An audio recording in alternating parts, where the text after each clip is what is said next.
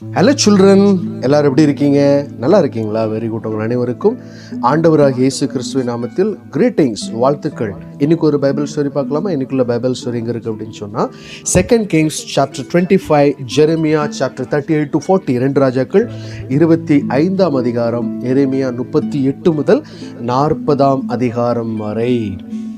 இந்த prophet Jeremiah இந்த யூத ஜனங்களுக்கு, எருசலேமில் உள்ள ஜனங்களுக்கு வார்னிங் மேலே வார்னிங் கொடுத்துக்கிட்டே இருந்தார். ஆனாலும் அந்த ஜனங்கள் ஒரு வார்னிங்கையும் ஒரு அவேர்னஸையும் அவங்க கேட்கவே இல்லை.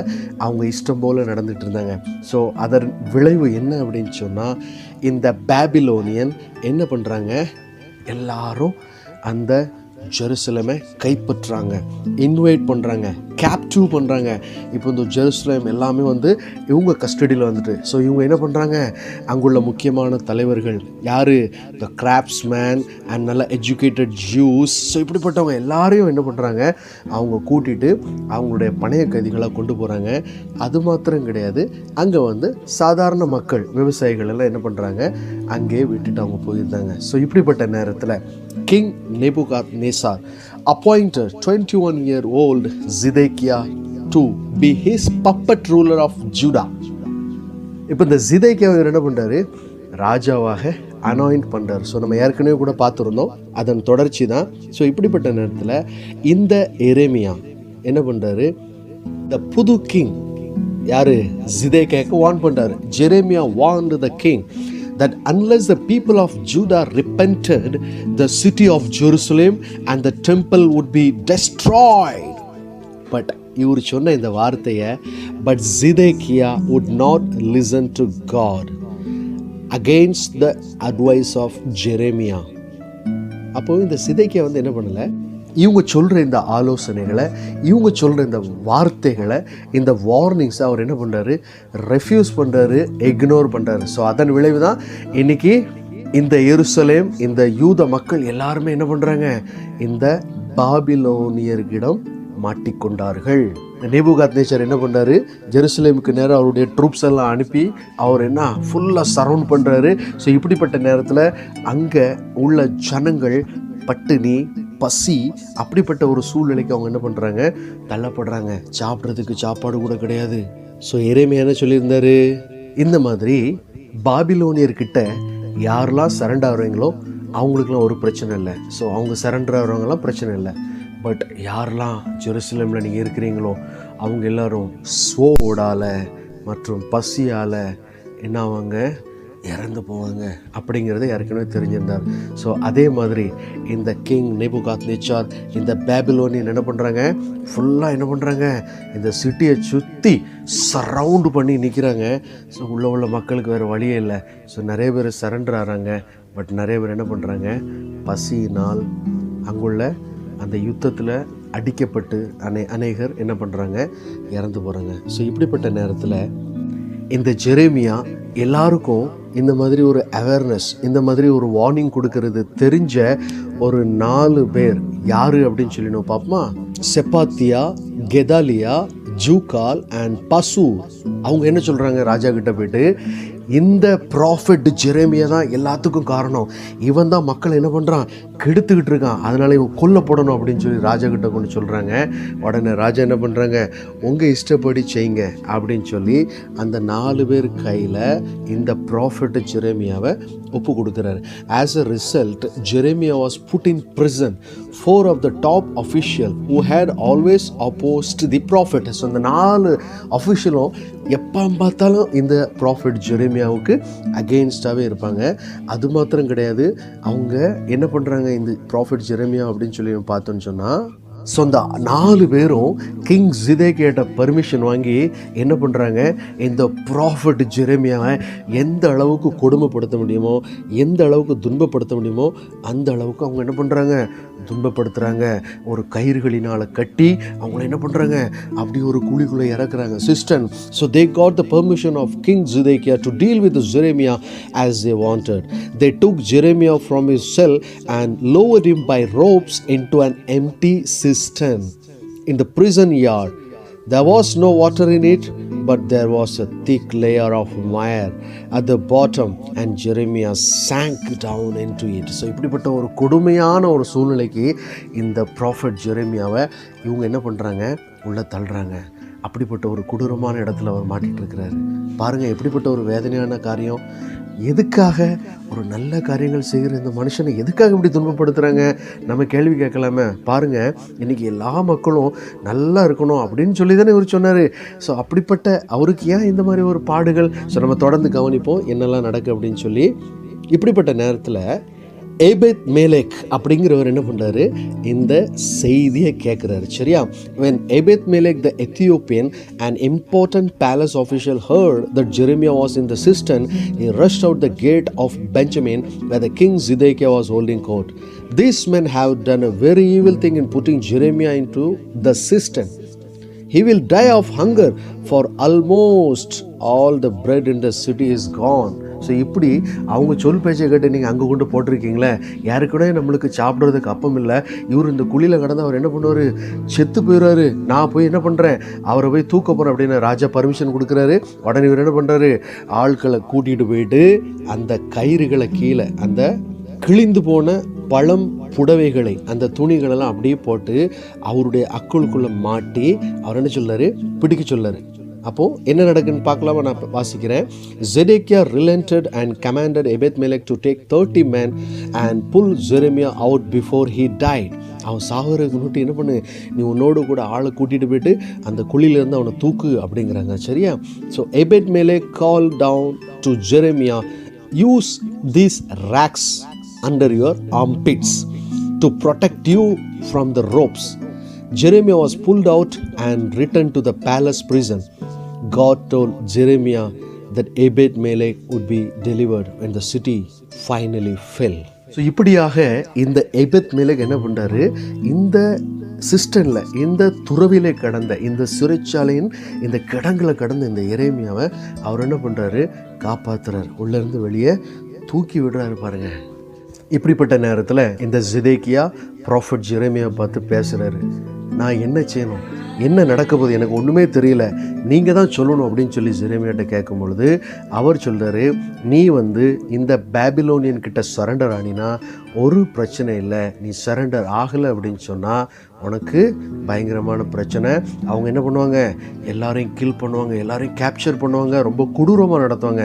ஸோ அதனால் நீ என்ன ஆயிரு, சரண்டர் ஆகு அப்படின்னு சொல்லி இந்த ப்ராஃபட் ஜெரேமியா சொல்கிறாரு. Sometime later, King Zedekiah secretly sent to Jeremiah to see what the future held. Jeremiah declared, Almighty God, say if you will surrender to Babylon, you and your family shall live and the city will not be burned. If you refuse to surrender, this city shall be set afire by the Babylonian army and you will not escape. அப்போ எங்கேயுமே தப்பிக்க முடியாது நீ surrender ஆகலை அப்படின்னு சொல்லி இந்த prophet Jeremiah ஜிதேக்கியாவுக்கு சொல்கிறது. சரியா? ஸோ ஃபைனலி இந்த பேபிலோனியன் என்ன பண்ணுறாங்க, அப்படியே அந்த சிட்டி கேட் பக்கத்தில், அந்த வால்ஸ் பக்கத்தில் நைட்டோட நைட்டாக வராங்க. அப்போது இந்த ஜிதேக்கியா and his soldiers escaped from the city and slipped through the enemy lines in the darkness. அவங்க தப்பிச்சு போகிறதுக்காக முயற்சி பண்ணுறாங்க. பட் அவங்க என்ன பண்ணுறாங்க, அன்ஃபார்ச்சுனேட்லி அந்த எனிமீஸ் கையில் மாட்டிக்கிடுதாங்க.